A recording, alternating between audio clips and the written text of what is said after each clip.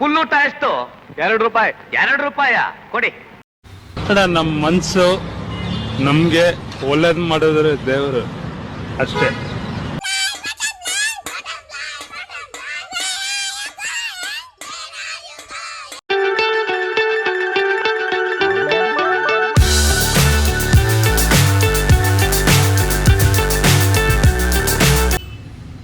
Days of ಬೆಂಗಳೂರಿನ ಒಂದು special ವೀಡಿಯೋಗೆ ಎಲ್ರಿಗೂ ನಾನು ವೆಲ್ಕಮ್ ಮಾಡ್ತಾ, ಇವತ್ತೊಂದು ಸ್ಪೆಷಲ್ ವೀಡಿಯೋ.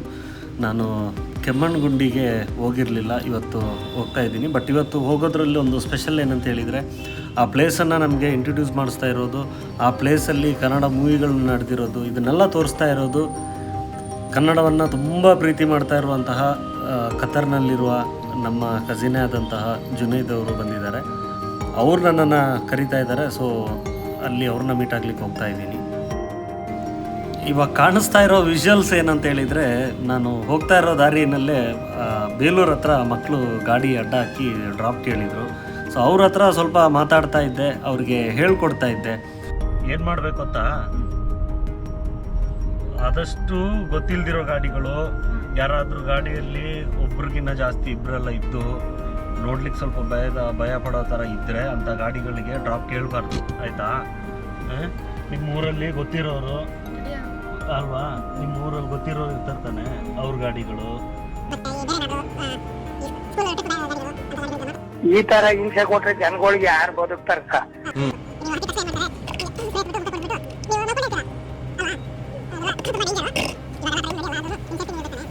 ಸರಿ, ಹೋಗಿ ಬನ್ನಿ. ಓಕೆ, ಲಾಕ್ ಆಗಿದ್ಯಾ? ಸರಿ.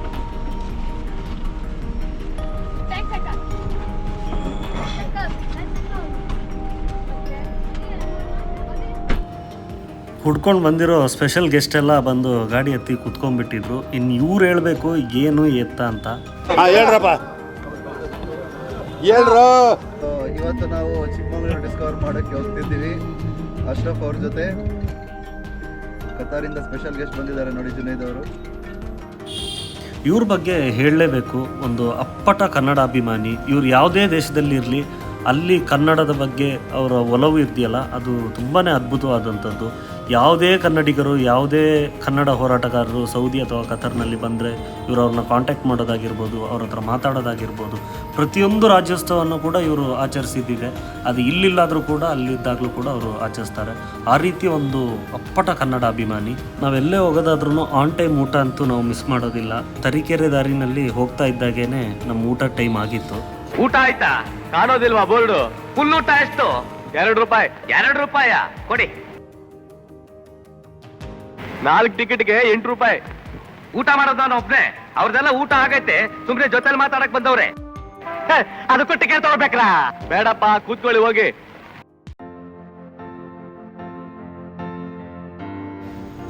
ನಾನು ನನ್ನ ಎಲ್ಲ ವೀಡಿಯೋಗಳಲ್ಲೂ ಹೇಳ್ತಾ ಇರ್ತೀನಿ, ವೆಸ್ಟರ್ನ್ ಘಾಟ್ಸ್ ಅನ್ನೋದು ನಮಗೆ ದೇವರು ಕೊಟ್ಟಿರುವಂತಹ ಒಂದು ವರ.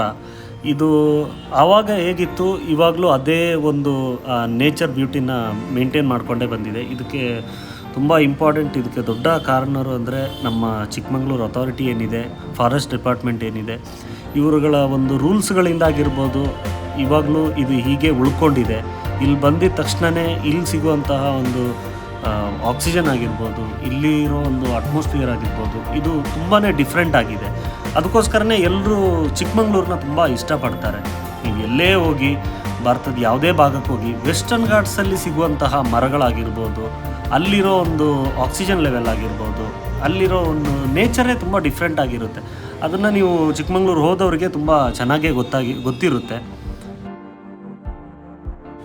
ನಾವು ಹೋಗ್ತಾ ದಾರಿಯಲ್ಲೆಲ್ಲ ನಮ್ಗೆ ಅವರು ಜುನೈದ್ ಅವರು ಎಕ್ಸ್ಪ್ಲೇನ್ ಮಾಡ್ತಾಯಿದ್ರು, ಇಲ್ಲಿ ಯಾವುದೆಲ್ಲ ಮೂವಿಗಳು ನಡೆದಿದೆ, ಈ ರಸ್ತೆಯಲ್ಲಿ ಯಾವ ಶಂಕರ್ನಾಗ್ ಅವ್ರ ಮೂವಿಗಳು ತುಂಬಾ ನಡೆದಿದೆ. ಇದನ್ನೆಲ್ಲ ನಮಗೆ ಎಕ್ಸ್ಪ್ಲೇನ್ ಮಾಡ್ತಾಯಿದ್ರು. ನಮಗೆ ನಿಜವಾಗ್ಲೂ ಗೊತ್ತಿರಲಿಲ್ಲ, ಇದು ಯಾವಾಗ ಇವರು ರಿಸರ್ಚ್ ಮಾಡಿದ್ದಾರೆ ಅಂತಲೇ ಗೊತ್ತಿಲ್ಲ. ಅದಕ್ಕೆ ನಾನು ಹೇಳಿದ್ದು, ತೋರ್ಪಡಿಕೆ ಕನ್ನಡ ಬೇರೆ, ನಮ್ಮ ಮನಸ್ಸು ಒಳಗಡೆಯಿಂದ ಬರುವಂತಹ ಒಂದು ಕನ್ನಡ ಪ್ರೀತಿ ಇದೆ, ಅದು ಬೇರೆ. ಕೊನೆಗೂ ನಾವು ಕೆಮ್ಮಣ್ಣಗುಂಡಿ ರೀಚ್ ಆದ್ವಿ. ಅಲ್ಲಿ ಎಂಟ್ರಿ ಆಗ್ತಾ ಇದ್ದಾಗೇ ಬರಹಗಳ ಬ್ರಹ್ಮಾಂಡ ನಮ್ಮ ಕುವೆಂಪುರವರ ಒಂದು ಸಾಲುಗಳಲ್ಲಿ ಹಾಕಿದ್ದಾರೆ. ಓ ಪೂಜಾರಿ, ಕೋಮಲ ಸುಮಗಳ ಕತ್ತನ್ನು ಕೊಯ್ದು, ಕಗ್ಗಲ್ಲಿನ ಕಗ್ಗತ್ತಲೆಗೊಯ್ದು, ಗುಡಿಯ ಕಲ್ಲಿಗೆ ಬಲಿ ಕೊಡದಿದ್ದರೆ ಪರಮಾತ್ಮಗೆ ತೃಪ್ತಿಯೇ. ಹೋಗ್ತಾ ದಾರಿ ಉದ್ದಕ್ಕೂ ಇವರು ಕೆಮ್ಮಣ್ಣಗುಂಡಿಯ ಬಗ್ಗೆ ನನಗೆ ಎಕ್ಸ್ಪ್ಲೈನ್ ಮಾಡ್ತಾನೆ ಇದ್ರು. ಇವರಿಗೆ ಎಷ್ಟು ತಿಳಿದಿದೆ ಅದನ್ನು ನನಗೆ ಕ್ಲೀನಾಗಿ ಹೇಳ್ಕೊಡ್ತಾ ಇದ್ರು. ಯಾಕಂದರೆ ಇವರು ಇಲ್ಲೇ ಹುಟ್ಟಿ ಬೆಳೆದವರಾಗಿದ್ದರಿಂದ, ಚಿಕ್ಕಮಗಳೂರವರೇ ಆಗಿರೋದ್ರಿಂದ ಇವರು ತುಂಬ ಸಣ್ಣ ವಯಸ್ಸಿನಿಂದ ಇಲ್ಲೆಲ್ಲ ಹೋಗಿ ಬರ್ತಾ ಇರೋದ್ರಿಂದ ಇವರಿಗೆ ಇಲ್ಲಿಯ ಬಗ್ಗೆ ಸ್ವಲ್ಪ ತುಂಬಾ ನಾಲೆಡ್ಜ್ ಇತ್ತು. ಅದನ್ನು ನಮಗೆ ಹೇಳ್ಕೊಡ್ತಾನೆ ಇದ್ದರು. ಇಲ್ಲಿ ಕಾಣಿಸ್ತಾ ಇರುವಂತಹ ಈ ಗೆಸ್ಟ್ ಹೌಸ್ ಏನಿದೆ, ಇಲ್ಲಿ ನಮ್ಮ ಹಳೆಯ ಕನ್ನಡ ಮೂವಿಗಳು ತುಂಬಾ ನಡೆದಿದೆ, ಲೆಕ್ಕವಿಲ್ಲದಷ್ಟು ನಡೆದಿದೆ. ಅದರಲ್ಲಿ ನಮ್ಮ ಶಂಕರಣ್ಣನವರ ಮೂವಿ ಕೂಡ ಇದೆ.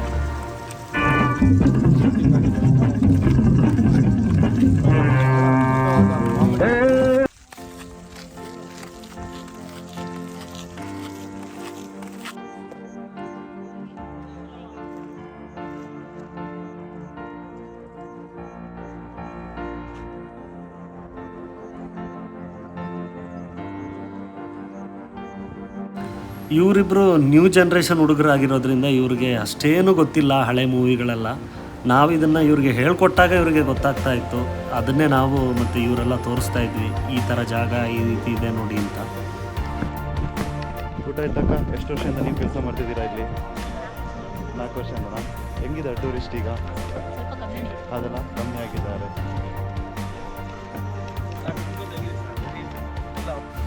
ಗೊತ್ತಿರೋಷ್ಟು ಇನ್ಫಾರ್ಮೇಷನ್ಗಳ ಜೊತೆಗೆ ಹೋಗ್ತಾ ಇದ್ದಾಗೇ ಒಬ್ಬರು ಬೇರೆಯವ್ರಿಗೆಲ್ಲ ಎಕ್ಸ್ಪ್ಲೇನ್ ಮಾಡ್ತಾಯಿದ್ರು. ಅದಕ್ಕೋಸ್ಕರ ಅವ್ರ ಹತ್ರ ಹೋಗ್ಬಿಟ್ಟು ಈ ಪ್ಲೇಸ್ ಬಗ್ಗೆ ಕೇಳಿದಾಗ, ನಮ್ಮ ಮನಸ್ಸು ನಮಗೆ ಒಳ್ಳೇದು ಮಾಡಿದ್ರೆ ದೇವರು ಅಷ್ಟೇ ಸಾಕು.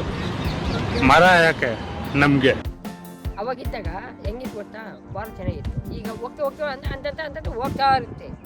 ಈಗ ಆವಾಗ ನನಗೆ ಇವಾಗ ಇರಲ್ಲ, ಇರುತ್ತಾ ಏನೇ ಮಾಡಿದ್ರು. ನಿಜವಾಗ್ಲೂ ತುಂಬಾ ಅದ್ಭುತವಾದ ಮಾತುಗಳು. ಅವರ ಒಂದೊಂದು ಮಾತುಗಳಿಗೂ ತುಂಬಾ ಅರ್ಥ ಇತ್ತು. ಆ ರೀತಿಯ ಒಂದೊಂದು ಮಾತುಗಳನ್ನ ಹೇಳಿದ್ರು, ತುಂಬ ಖುಷಿ ಆಯಿತು. ತೊಂದರೆ ಇಲ್ಲ, ಗೊತ್ತಿದ್ದಂಗಿಲ್ಲ ಅಷ್ಟೇ. ಇವರಿಗೆ ಫ್ರೀಡಮ್ ಇಲ್ಲಂತೆ. ಇನ್ನು ಯಾವ ರೀತಿ ಫ್ರೀಡಮ್ ಕೊಡಬೇಕು ಸರ್ ನಿಮಗೆ? ಈ ಥರ ಹೋಗ್ತಾ ಇದ್ದಾಗ ನಮಗೆ ಸಿಕ್ಕಿರೋ ಒಂದು ಸ್ಪೆಷಲ್ VIP-ನೇ ಇವರು. ಇವತ್ತಿನ ವಿಡಿಯೋದ VIP ಇವರೇನೆ. ಇವ್ರು ಕೊಟ್ಟಂಥ ಒಂದು ಇನ್ಫಾರ್ಮೇಷನ್ ಇದೆಯಲ್ಲ, ಗ್ರೇಟ್ ಆಗಿದೆ. ರಾಜರು ಆಗಿನ ಕಾಲದಲ್ಲಿ ನಮ್ಮ ಕೆಮ್ಮಣ್ಣಗುಂಡಿಯಲ್ಲಿ ಅಂದರೆ ಇಲ್ಲೇ ಧ್ಯಾನ ಮಾಡ್ಕೊಂತ ಕೆಮ್ಮಣ್ಣು ಫುಲ್ ಏನು ಕಾಡ್ತಿದ್ದೆ ಗುಡ್ಡಗಾಡು ಪ್ರದೇಶ, ಅದನ್ನ ಅವರು ನೋಡ್ಕೊಂತಿದ್ರು. ಕೂತ್ಕೊಂಡು ಡೈಲಿ ಯೋಗ ಮಾಡ್ಕೊಂಡು ಧ್ಯಾನ ಮಾಡ್ಕೊಂಡು ಇದ್ರು. ಅವರು ಇಲ್ಲಿ ಬಂದು ನೆಲೆಸಿ ಇಲ್ಲಿ ಇದೆಯಲ್ಲ ಫುಲ್ಲು ಕೆಮ್ಮಣ್ಣಿದೆಯಲ್ಲ, ಅದರೊಳಗೆ ಅವಾಗಿನ ಕಾಲದಾಗ ಅದಿರುತ್ತಂತೆ. ಅದನ್ನು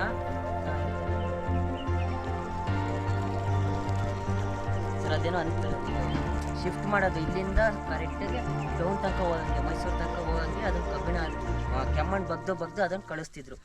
ಆಮೇಲೆ ಏನು ಮಾಡಿದ್ರು, ಇಲ್ಲೆಲ್ಲ ಕಾಣ್ತಿರೋದೆಲ್ಲ ಅಗ್ದಿರೋದೆ, ಫುಲ್ ಅದು ಏನು ಕಾಣ್ತಿದ್ರು ಎಲ್ಲ ಅಗ್ದಿರೋದೆ ಆಗಿನ ಕಾಲದಲ್ಲಿ. ಅವರಲ್ಲಿ ಅಲ್ಲಿ ಇದಾರಲ್ಲ ನೋಡ್ರಿ,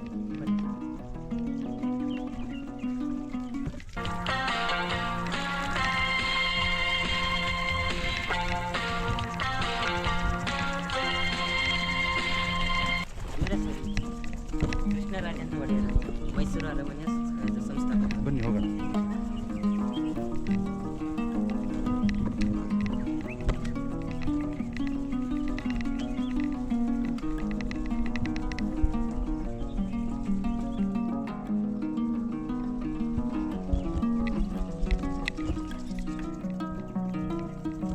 ಧ್ಯಾನ ಮಾಡ್ಕೊಂಡು ನಿಂತ್ಕೊಂಡು ಫುಲ್ಲು ಗಿರಿಧಾಮ ನೋಡ್ಕೊಂತಿರೋದು ಎಲ್ಲ ಬೇಕು. ಚಿತ್ರ ಸಹಿತ ವಿವರಣೆ ಮಾಡಿದ್ದಾರೆ. ಆಗಿನ ಕಾಲ ಹೆಂಗ್ ಮಾಡ್ತಿದ್ರು ನೋಡಿ, ಮಹಾರಾಜರ ಖಾಸಗಿ ಬೇಸಿಗೆ ಧಾಮ ಊಟಿಯಲ್ಲಿ. ಇಲ್ಲಿ ನಿಂತ್ಕೊಂಡು ಊಟಿಯಲ್ಲಿ ನೋಡ್ತಿರ್ತಾರೆ. ಮಹಾರಾಜರು ದೈನಂದಿನ ಬೆಳಗ್ಗೆಯಿಂದ ಸಾಯಂಕಾಲದವರೆಗೂ ಸೂರ್ಯೋದಯ ಸಮಯದಲ್ಲಿ ಧ್ಯಾನ ನಿರತರಾಗಿದ್ದಾಗ ತಮ್ಮ ಸ್ನೇಹಿತರು ತಮಾಷೆ ಮಾಡುತ್ತಿರುವ ದೃಶ್ಯ. ಅಂದರೆ ಗುಡ್ಡಗಾಡು ಪ್ರದೇಶ ನೋಡ್ಕೊಂಡು ಕೂತಿರಲ್ಲ, ಆ ಥರ ಸ್ನೇಹಿತರ ತಮಾಷೆಯಿಂದಾಗಿ ಊಟಿ ಬೇಸಿಗೆಯಲ್ಲಿ ಮೈಸೂರು ಸಂಸ್ಥಾನದ ವ್ಯಾಪ್ತಿಯಲ್ಲಿ ಸ್ಥಳ ಪರಿಶೀಲನೆ ಮಾಡುತ್ತಿರುವ ದೃಶ್ಯ.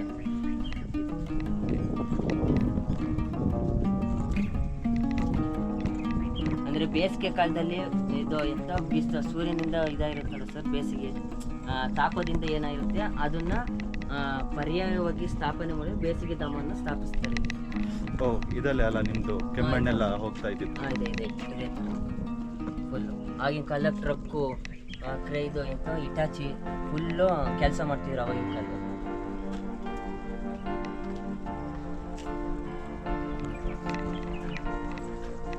1932ರಲ್ಲಿ ದತ್ತಾತ್ರೇಯ ಭವನವನ್ನು ನಿರ್ಮಿಸುತ್ತಾರೆ. ಖಾಸಗಿ ಅಂದರೆ ಸರ್ಕಾರದಲ್ಲ, ಖಾಸಗಿ ತನ್ನ ಸ್ವಂತಕ್ಕೆ ಬೇಸಿಗೆ ಧಾಮವನ್ನು ಸ್ಥಾಪಿಸಿದ ದೃಶ್ಯ.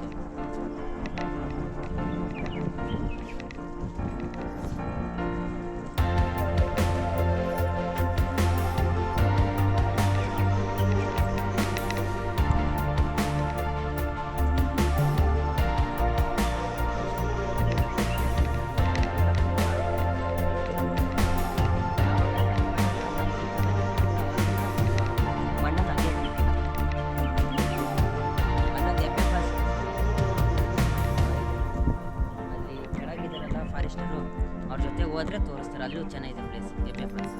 Thank you sir. Thank you so much sir.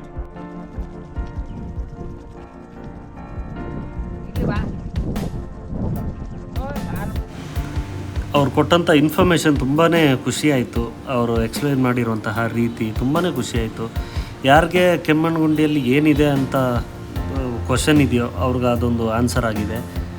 ಬಂದಿರೋ ಒಬ್ಬ ಕಸಿನ್ ಕೇಳ್ತಾನೆ, ಈ ಪ್ಲೇಸಲ್ಲಿ ಏನೇನು ನೋಡಿದೆ ಅಂದರೆ, ನಮ್ಮ ಮನಸ್ಸು ನಮಗೆ ಒಳ್ಳೇದು ಮಾಡಿದ್ರೆ ದೇವರು ಅಷ್ಟೇ ಸಾಕು.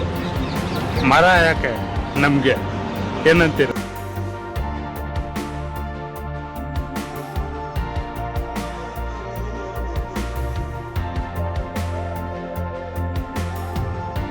ಕ್ಯಾಮ್ರಾಮನ್ ಮುಸ್ತಫಾ ಜೊತೆ ಇವತ್ತು ರಿಪೋರ್ಟರ್ ಜುನೂದ್ ಕೆಮ್ಮಣ್ಣುಗುಂಡಿಯಲ್ಲಿ. ಏನೂ ಇಲ್ಲ, ತುಂಬ ಬಿಸಿಲಿದೆ, ಸಾಧಾರಣ ವಾತಾವರಣ. ಚಿಕ್ಕಮಗಳೂರಲ್ಲಿ ಯಾವಾಗಲೂ ಹಿಂಗೆ ಇರುತ್ತೆ. ಸಂತೋಷ ಬರ್ತಾ ಇರ್ತೀನಿ.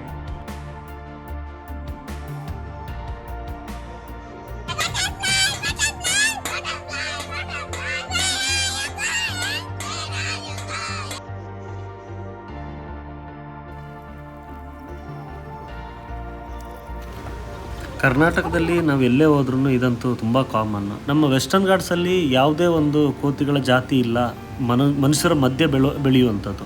ಅದು ನಿಜವಾಗ್ಲೂ ಕಾಡಲ್ಲಿ ಬೆಳೆಯುವಂತಹ ಒಂದು ಜೀವಿ ಅದು. ಆದರೆ ಏನು ಮಾಡಿದ್ದಾರೆ ಅಂದರೆ, ರೋಡ್ ಸೈಡ್ಗಳಲ್ಲಿ ನಾನೆಲ್ಲ ವೀಡಿಯೋಗಳಲ್ಲಿ ಹೇಳೋ ಥರ ಅವುಗಳಿಗೆ ಫುಡ್ ಕೊಡೋದಾಗಿರ್ಬೋದು, ಅದನ್ನು ಎಂಟರ್ಟೈನ್ ಮಾಡಿ ಅವುಗಳು ಯಾವುದೂ ಇವಾಗ ಕಾಡುಗಳಿಗೆ ಹೋಗ್ತಾ ಇಲ್ಲ. ಈ ರೀತಿ ರಸ್ತೆ ಬದಿಗಳಲ್ಲಿ ನಿಂತಿರುತ್ತೆ. ಇಲ್ಲಿ ಕಂಡಂಥ ಒಂದು ಕೋತಿಗಳಲ್ಲಿ ಆಲ್ಮೋಸ್ಟ್ ಒಂದು 30% ಕೋತಿಗಳು ಕೈ ಕಾಲು ಎಲ್ಲ ಡ್ಯಾಮೇಜಸ್ ಇದೆ. ಅದು ಏನಕ್ಕೆ ಅಂತ ಹೇಳಿದರೆ, ಅಲ್ಲಿ ರೋಡ್ ಸೈಡಲ್ಲಿ ಏನಾದರೂ ಹಾಕುವಾಗ ಅವುಗಳು ಕಿತ್ತಾಡೋದಾಗಿರ್ಬೋದು, ಇಲ್ಲ ಸಮ್ ಆಕ್ಸಿಡೆಂಟಲ್ಲಿ ಏನಾದರೂ ಆಗೋದಾಗಿರ್ಬೋದು, ಈ ರೀತಿಯ ಪ್ರಾಬ್ಲಮ್ ಆಗುತ್ತೆ. ಕೆಮ್ಮಣ್ಣುಗುಂಡಿಯಿಂದ ಬರ್ತಾ ಏನು ಫುಡ್ಡೇನೂ ಇರಲಿಲ್ಲ. ಹಾಗಾಗಿ ಒಂದು ಫಾರ್ಮ್ ಕೆಫೆ ಅಂತ ಒಂದು ಜಾಗದಲ್ಲಿ ನಿಲ್ಲಿಸ್ಕೊಂಡಿದ್ವಿ. ಜಾಗ ಏನೋ ತುಂಬ ಅದ್ಭುತವಾಗಿತ್ತು, ಆದರೆ ಇವರ ಬಿಹೇವಿಯರ್ ಅಂತೂ ಒಂದು ನೀರು ಕುಡಿಲಿಕ್ಕೂ ನಮಗೆ ಮನಸ್ಸು ಬರೋಲ್ಲ, ಆ ರೀತಿ ಇತ್ತು. ತುಂಬಾ ಬೇಜಾರಾಯಿತು. ಹಾಗಾಗಿಬಿಟ್ಟು ಏನು ಆರ್ಡ್ರ್ ಮಾಡಿದ್ವಿ ಅದರದ್ದು ಪೇ ಕೂಡ ಮಾಡಿಬಿಟ್ಟು ನಾವು ಅಲ್ಲಿಂದ ಬರೋವಂಥ ಒಂದು ಪ್ರಸಂಗ ಆಯಿತು. ಯಾಕಂದರೆ ಅಷ್ಟು ಆ್ಯಟಿಟ್ಯೂಡಾಗಿ ಒಬ್ಬ ಕಸ್ಟಮರ್ ಜೊತೆ ಬಿಹೇವ್ ಮಾಡ್ತಾಯಿದ್ರು. ಅಲ್ಲಿಂದ ಹಾಗೆ ಬಂದು ನಮಗೆ ನೆಕ್ಸ್ಟ್ ಸಿಕ್ಕಿದ್ದಂತಹ ಜಾಗ ಇದು.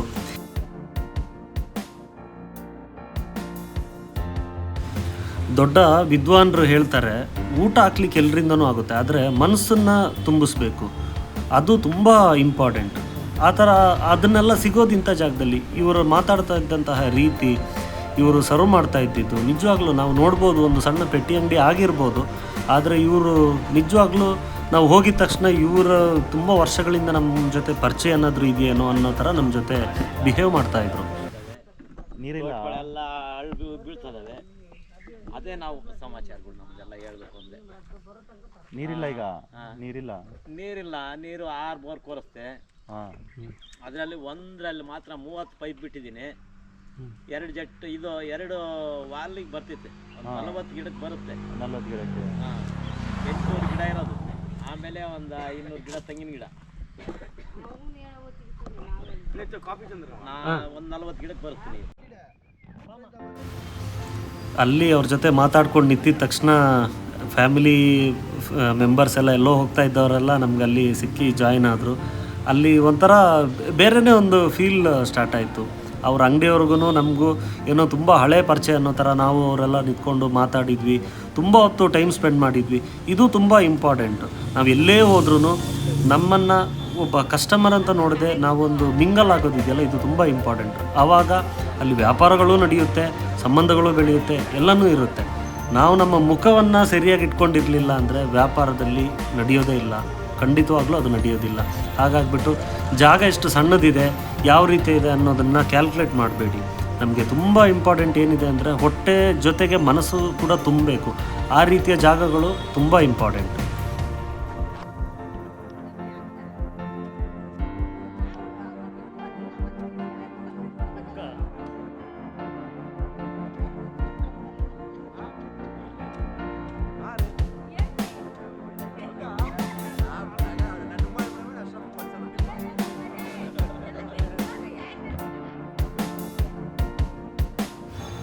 ಅಲ್ಲಿಂದ ಒಂದು ಒಳ್ಳೆ ಇನ್ಫಾರ್ಮೇಷನ್ಗಳನ್ನ, ಒಂದು ಒಳ್ಳೆ ಪಾಠನೂ ಕೂಡ ನಾನು ಕಲಿತುಬಿಟ್ಟು ನಾನು ಅಲ್ಲಿಂದ ರಿಟರ್ನ್ ಬರ್ತಾಯಿದ್ದೀನಿ. ನಾನು ಮತ್ತೊಮ್ಮೆ ಥ್ಯಾಂಕ್ಸ್ ಹೇಳ್ತೀನಿ ಜುನೈದ್ ಮತ್ತು ನನ್ನ ಕಸಿನ್ಸಿಗೆ. ಒಂದು ಒಳ್ಳೆ ಡೇನ ಕೊಟ್ಟಿದ್ದಾರೆ, ತುಂಬ ಚೆನ್ನಾಗಿತ್ತು. ಆ್ಯಸ್ ಯೂಶುವಲ್ ನಾನು ಹೇಳೋ ಥರ ನನ್ನ ವೀಡಿಯೋ ಏನಾದರೂ ಇಷ್ಟ ಆದರೆ, ಏನಾದರೂ ಸಜೆಷನ್ಸ್ ಇದ್ದರೆ